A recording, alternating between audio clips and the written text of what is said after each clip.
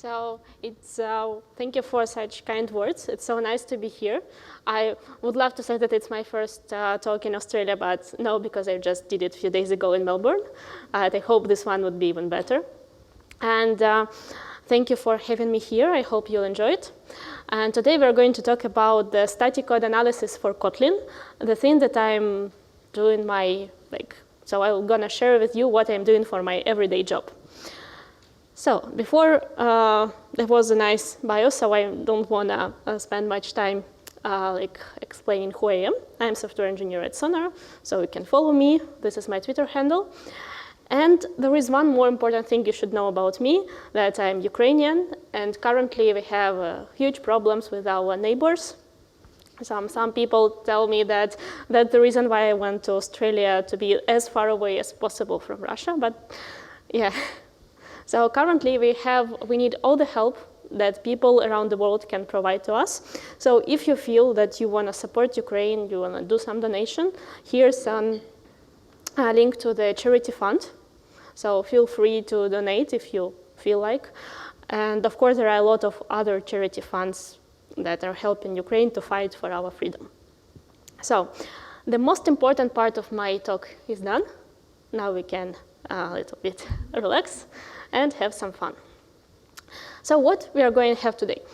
First of all, we'll talk a little bit about the history of static code analysis and static code analysis for Kotlin in the company that I work. And then we'll talk a little bit about why we need to do something else for Kotlin, like Kotlin. Then we'll talk about one of the most important Kotlin, one of the most important releases in my career in Sonar. It's a Sonar-Kotlin 2.0. Feedback that we received, some achievements, and of course takeaways, because I do know that you're not going to write the static analyzer by yourself, but there are probably some hints, some stuff that you're going to learn during this talk. So, history. Raise your hands if you know this UI, like if you've ever seen such a UI. Oh, it's interesting. Like usually people recognize it. So this is SonarCube 8.9. This is our previous long-term support release. And this is the analysis of some random Kotlin project. I want you to memorize these numbers, like 64 bugs, 0 vulnerabilities, so on security side it's perfect, 39 hotspots, 400 code smells, and Sonar calculated that we can fix it in 4 days. So technically, technical debt is not that big, so project is sort of a fine. And then, 1.5 years later, the SonarCube 9.9 is released. Nothing changed about the project. It's exactly the same project, but look, there are 3 times more bugs, 200 vulnerabilities, and you remember there were 0. 120 hotspots and 800 code smells, which is like 2 times more, and average technical debt is 29 days. So from 4 days, it became a month. Interesting. What actually happened? The only thing that changed is the version of SonarCube, is the version of the analyzers that we shipped with this product. So nothing changed about the project. You may think that this is my job to make your project worse. However, that's not true. All these bugs, all these vulnerabilities, they were already there. They just weren't discovered, so you didn't know about them and you were not able to fix them.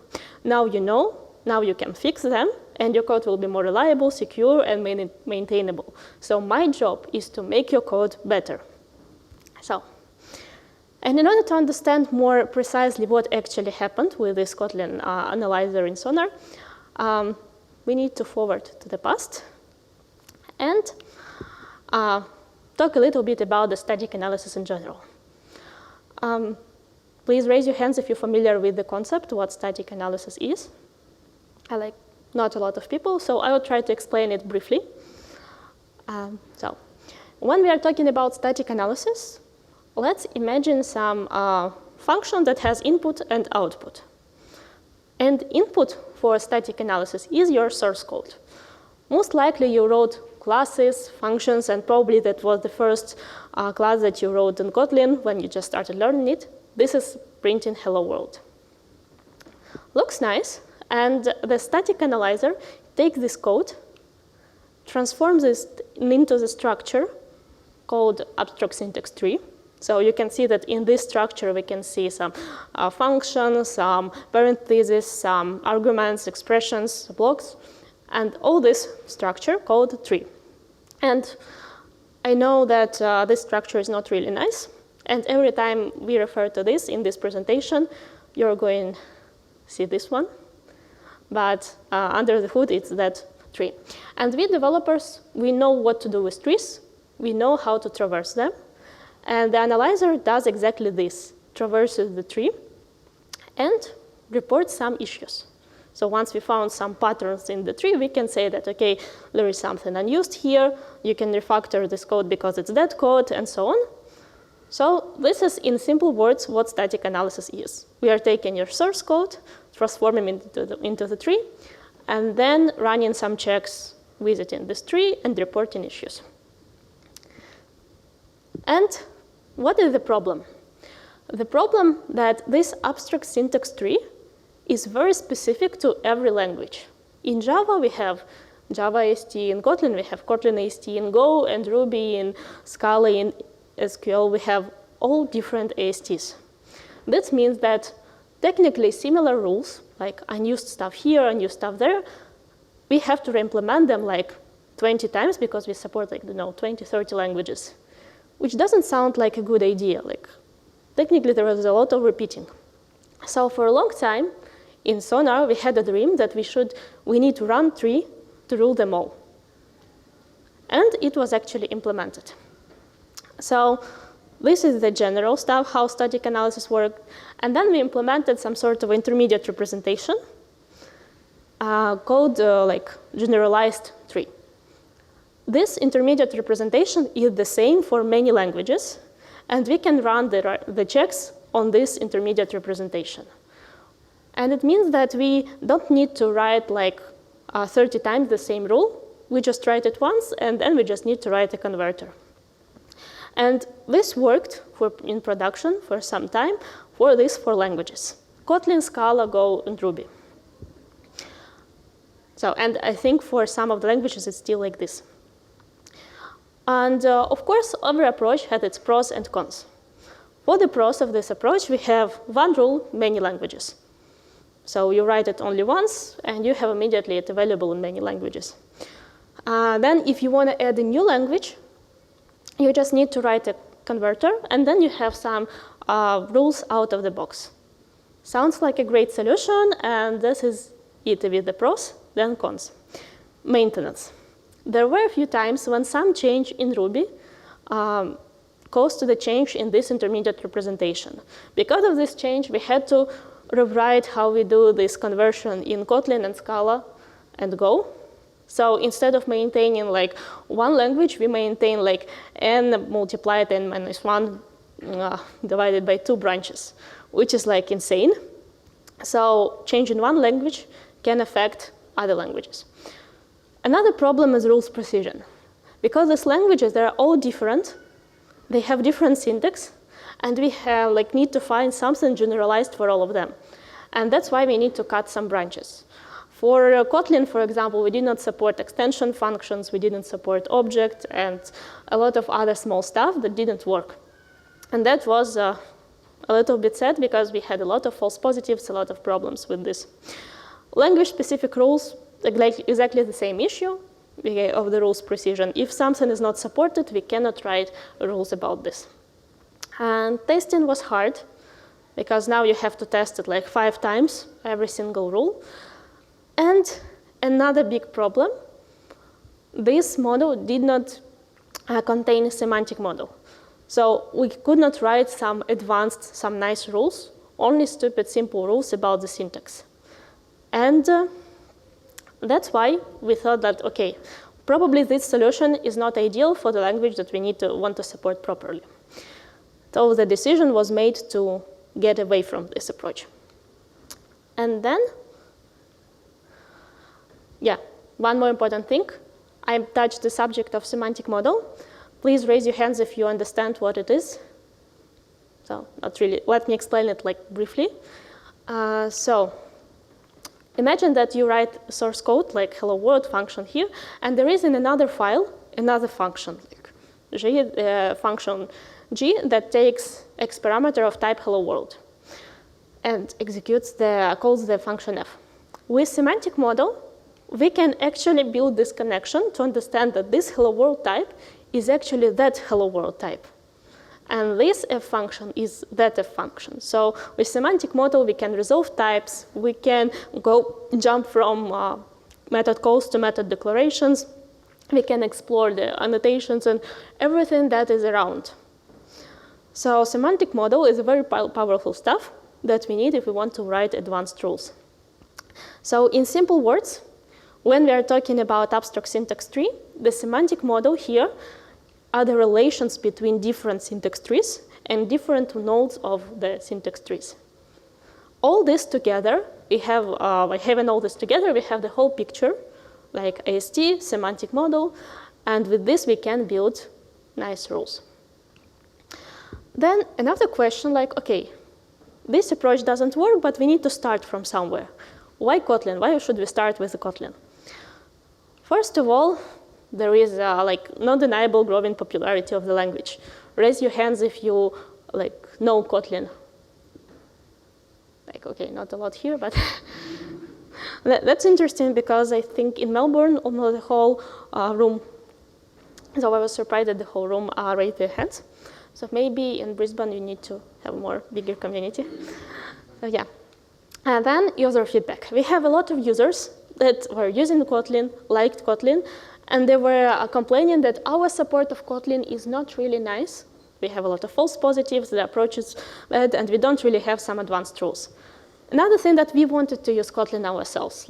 We want to be modern, to use some modern languages, but we didn't have proper static analysis.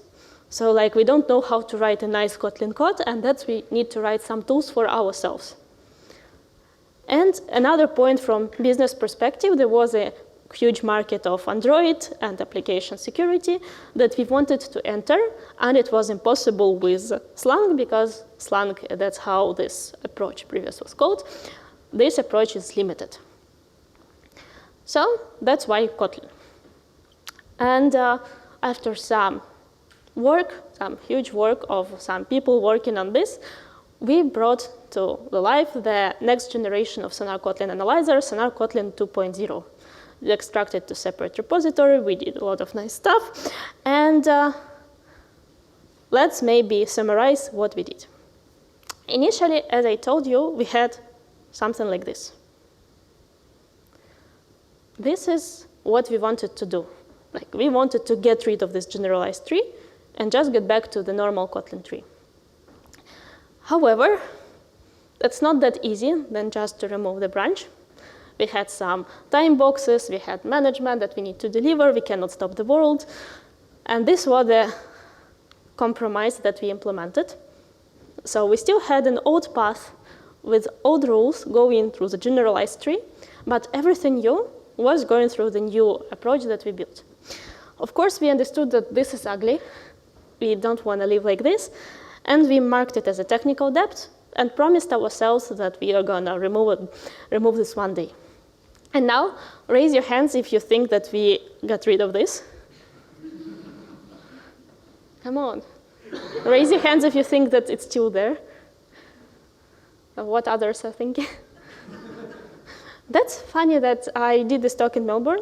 And in Melbourne, nobody raised their hand when they said, who thinks that we got rid of this? And I was thinking, okay, maybe in Brisbane they are a little bit more generous to my team, believe in my team, but no. So probably you should believe in people more because we got rid of this. There is no Slang remaining in Sonar-Kotlin anymore, and this deserves some applause. So we got rid of this. Now Sonar-Kotlin had nothing to do with generalized tree. It's now Scala, Ruby, and Go job to maintain that stuff. So, but of course, our journey wouldn't be that nice, that exciting, if not the Kotlin compiler. Kotlin compiler is amazing, and now I'll explain to you why. First thing that we discovered is now called, as I call it, nullability hell. If you heard about Kotlin, you probably heard this promise that you're never going to have null pointer anymore. Use Kotlin and forget about nulls, null pointers, because actually nullability is a part of their type system. Yeah, that's right. that it is. However, in Kotlin compiler, that's too much. Why? When we are writing some rules, we are using some visitor pattern over the tree. And for example, we need to visit some binary expression. And binary expression is the expression that has right and left. It literally could not be parsed as binary expression if it doesn't have right or doesn't have left. However, this all stuff is nullable. The point is that this is coming from the Kotlin compiler that is a little bit coupled with IntelliJ IDEA, because initially the API that they used was coming from IntelliJ. And that's why from the case of IDE, there is no guarantee that you won't have this situation. However, in the case of Sonar, there is guarantee that if we were not able to parse it, we are not going to visit this. So in our case, this can never be null. However, we have to deal with this somehow. So how do we deal with this? The first idea was to go like this. This looks okay, so we have some code like this in our code base, but what's the problem? If you have just 2 of them, then it's fine. But if you have 10, 12, and you need to go deeper and deeper and deeper, then it doesn't look nice, it doesn't look readable, and we didn't want to go like this, so we needed something else. Another possible idea was to go with early returns and Elvis operator. That looks amazing. So actually, I love this approach very much. However, there is one problem. By doing this, we are introducing unreachable path in our code, which might lead to questions from our teammates once they get back to this code and they need to read what's going on. And another point is coverage, because actually the GOTO tool that we are using, it doesn't doesn't understand that this is not reachable in our case. So GOTO screams please cover this. And we cannot. Of course, we can mock, we can write some some stupid tests, but that's not what we wanted to do. So what do you think is the next approach? Next approach is using non-null assertions. Please raise your hands if you ever used them. Oh, don't be shy. I'm using it. I'm sorry, I'm guilty. At every time I'm putting non-null assertion on some code, something inside me tells please, don't do it. You're not right. It's going to happen that it's going to be null there. And I don't know what to do with this, my internal voice. And after a lot of communications and arguments with my colleagues on such an important subject, we decided to resolve these cases like this. We still put non-null assertion. However, we always add a comment. We always add a comment what was the assumption, why we think that this is never going to be null. And if this assumption was wrong, then at least it's easy for other developer to read this comment and understand that, okay, this is not true. Probably we need to refactor. So if you have similar situation in your code base, this could be an option for you. So okay, somehow we fix this nullability hell. Another point is lack of documentation and naming. Who likes documentation? Who likes to read documentation? And I was surprised, not a lot of people likes to read this. You see 2 people in the whole room. But even less people likes to write documentation. And my favorite stuff here is KT named function. What do you think KT named function in Kotlin compiler AST is? We, as sane people, developers, that probably know how to name our variables, how to name classes, assumed that KT named function is function with a name. How dare we are? Function with a name. So when we implemented bad function name rule, it's a very stupid rule that says that, okay, your function doesn't have a proper name. We visited named functions, and we assumed that, okay, named function should always have name, and we used non-null assertion. It worked. And then one colleague came to us and say, your code doesn't work, it throws null pointer. That's insane, it's named function, this is name. And then they showed code like this. What is it? This is anonymous function, which literally means function without a name. However, in Kotlin compiler, function without a name is a named function. just stop for 1 second and listen to it. Function without a name is a named function. Because function, it named function. By the way, see, there is a comment here. So we were able to understand what was the assumption. So from Kotlin compiler developers, KT named function is the function that was declared with keyword fun. In an anonymous function, you have keyword fun. So it's named function. Like, why don't you understand this? And that's not like the only gem in this compiler. It's just my favorite one. Yeah. So we have to deal with things like this that are not really nice documented. Another thing, interesting thing, were compiler diagnostics. I don't know how about you, but in my team, I have some lazy developers, and usually they don't want to write rules by themselves if they're already implemented by somebody. And in Kotlin compiler, we have some warnings. So for example, there are some warning on deprecated code used warning, and we can just reuse it and show it to user instead of implementing by ourselves. So how do we do it? We just iterate over the diagnostics and report these issues. And the element that was reported is coming from Kotlin compiler. So technically, like, there shouldn't be no problem because it's all coming from Kotlin compiler.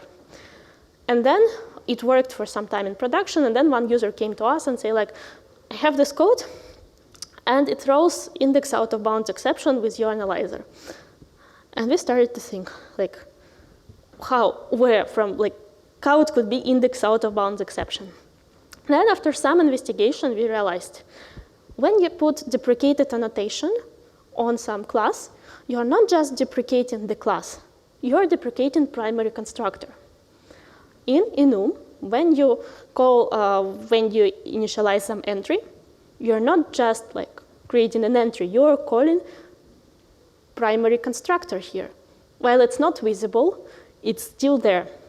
And this primary constructor is deprecated, so a compiler produces a warning. However, there is no representation in the code because you haven't written this. And we started to think what we can do in this case. After some investigation, we had a look into what IntelliJ does. So we decided to be consistent with IntelliJ and just highlight the opening parentheses just in this exact case.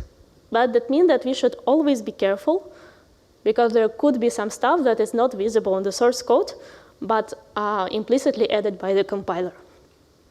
So, okay, we fixed a lot of problems, a lot of user feedback, and we released Sonar-Kotlin 2.0 in 2021. With this, we improved existing rules because we changed the approach. We added new rules with semantic model, so some more advanced rules. We updated external linters. So sounds like impressive work. So we expected that the feedback would be like this. Because we did a great job, we tested everything. But the feedback was like this. What happened? Maybe the next day after we released it, we got like a huge spamming thread in our community forum about that Kotlin sensor is too slow, out of memory, fails, like time dramatically increased, so on. Analysis taking too long. You're like, how? What? We tested it. Like, what the problem? We could not reproduce this problem. So what do you usually do if you have such problem like this? There are managers, there are some community people from paid customer, they're saying that we broke something, and we need to fix it, and we have no idea what to do. So we decided to do the most logical stuff, to gather a meeting. So you see that there is a PM on this meeting who is asking, like, we have a performance degradation. Have no idea how to fix it. Like, maybe you have any ideas? Of course, there were a lot of smart ideas, like parallelization, caching. There was one guy who told us, like, maybe we can find the bottleneck and actually fix it. Of course, we threw him out of the window. But then, like, okay, maybe he was right. And we investigated, and we found out the first, like, the bottleneck. So the bottleneck was commented out code rule. Why? Why such rule can cause the big problem, and why we could not find it previously. This rule, in order to understand what this rule, like, let's have a look into some code. And you see that here we have some comments. Some comments are like real comments, are natural language. Other comments are actually commented code. So this rule goes through all the comments and marks the one that are code as an issue, because we don't want you to comment out your code because it's probably a mistake. Okay, how it works. Before 2.0, so before the release that we did, it worked stupid simple. We iterated over all the comments, we tried to parse them. If parsing was successful, means it's code, so we report an issue. If parsing was not successful, we do nothing. And there was one interesting problem here. Can you spot the problem here? Like, when I look into this line, I think, okay, it's obviously not a code. However, from Kotlin parser, it is a valid code because word could be an infix function. So every sentence with 3 or more words could be a valid Kotlin code. So we had to do some ugly workarounds to fix this issue. Once we added semantic in 2.0, like, okay, now we can fix this issue without this ugly workaround. So we fixed it by doing this. Instead of just parsing, we sort of compiled every comment.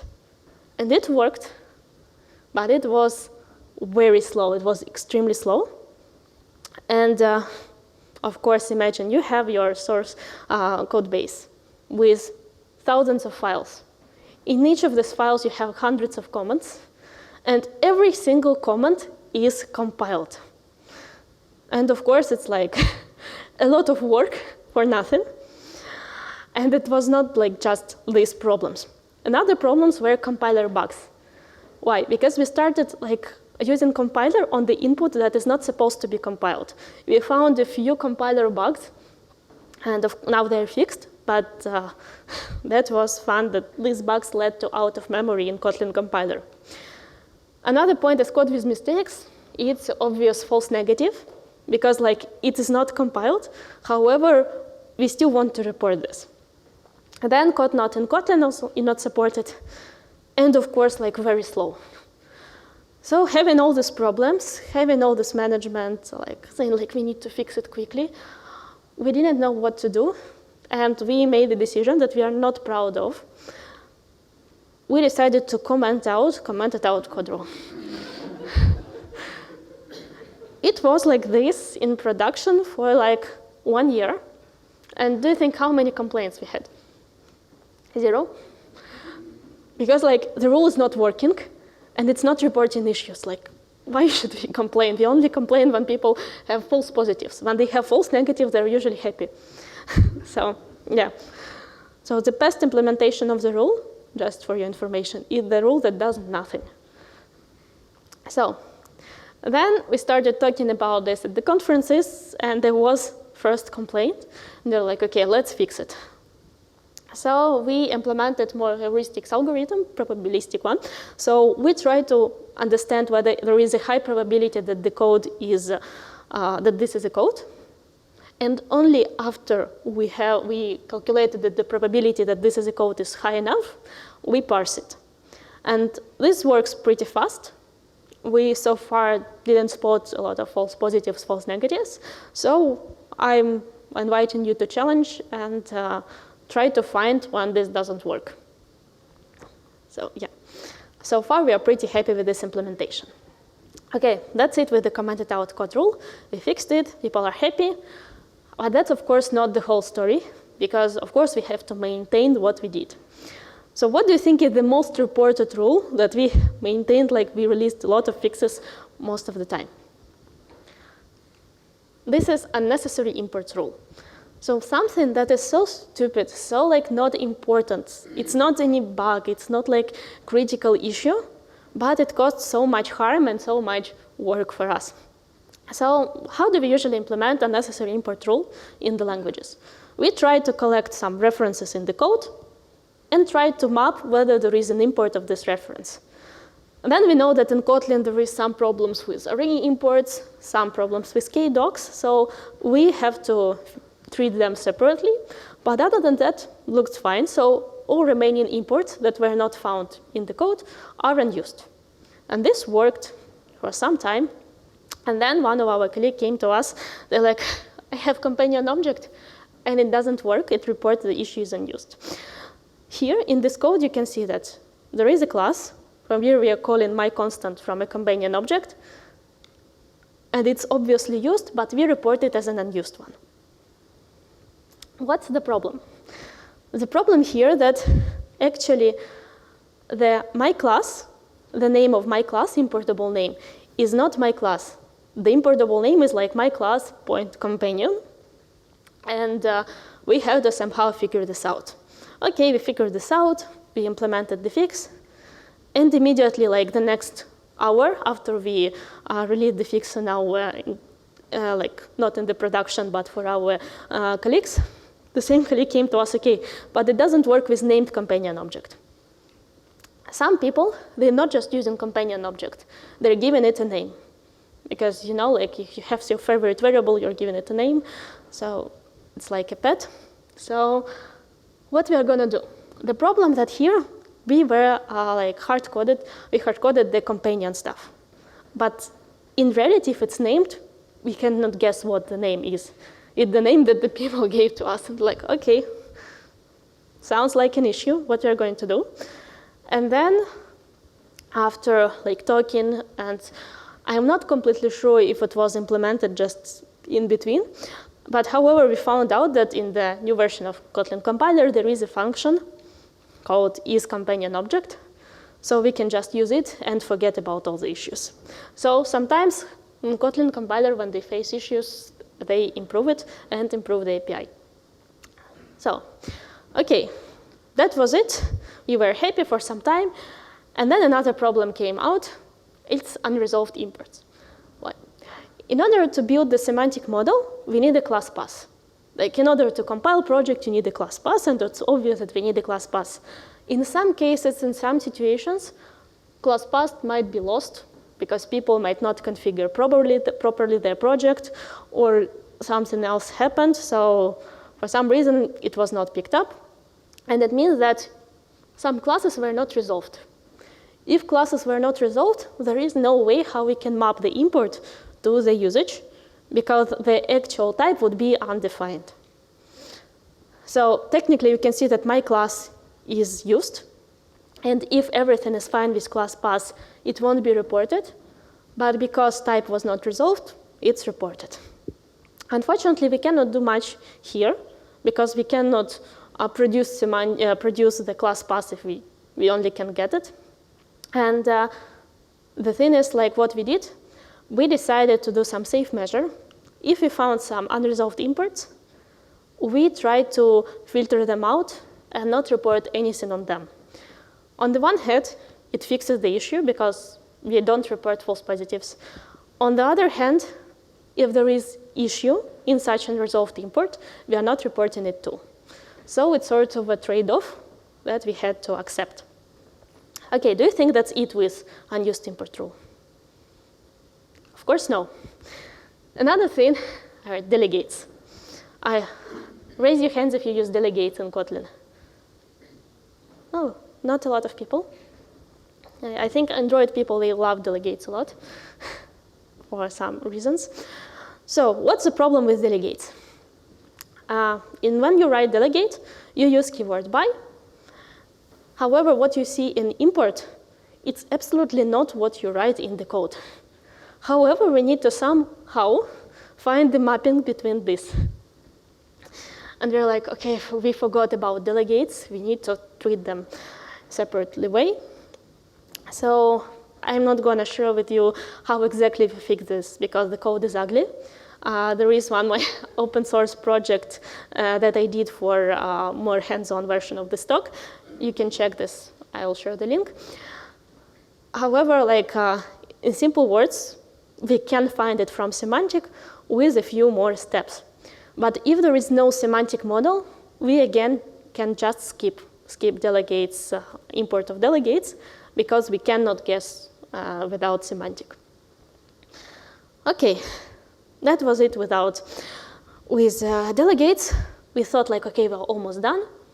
But no, we forgot another interesting feature of Kotlin, which are overloaded operators. I love this feature in C++. Then they used Java, and they really said that we don't have it. Then I switched to Scala, and I enjoyed, like, for the first time, I enjoyed that I can do whatever I want in Scala. And then for the rest 3 years of my career in Scala, I hated this feature. So, and the point is, like, in Kotlin, they try to have some trade-off. You cannot overload everything, but at some point, some functions you can overload, and it leads to nice DSLs. So what's the problem here? The same problem as we have with delegates. What's written in the use case, it's absolutely not what is in the import. So we, again, need to somehow map, find out it's from semantic, and especially if these operators are in a separate file that you have to import. So, okay, we can find this information in semantic. Again, the code is ugly, but we can do it. And we fixed this with contains. But this is my favorite another operator, which is invoke. Why it's my favorite one? Because from the parser point of view, there is no difference between the call with invoke and like ordinary function call. So if we want to visit like the references and understand that this reference is actually the call of invoke, we need to visit all the function calls in the file, and it's sort of expensive because we need to like visit them and we need to somehow save them. So we made the decision. So we are doing it lazy.